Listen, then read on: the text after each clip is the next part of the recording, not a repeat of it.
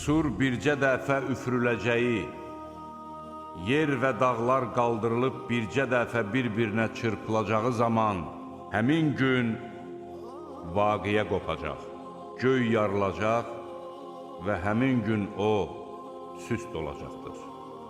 Mələklər isə onun ətrafında olacaqlar. O gün sənin Rəbbinin ərşini 8 mələk daşıyacaqdır. O gün siz məhşərə gətiriləcəksiniz və heç bir sirriniz gizlədilməyəcəkdir.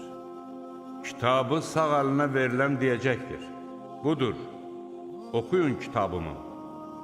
Mən bilirdim ki, etdiklərimin hesabına qovuşacağam.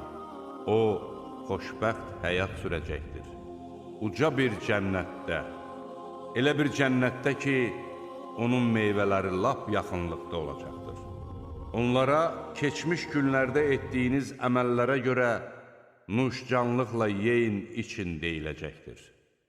Kitabı sol əlinə verilən kimsə isə deyəcəkdir: kaş kitabım mənə verilməyəydi, hesabımdan da xəbərim olmayaydı.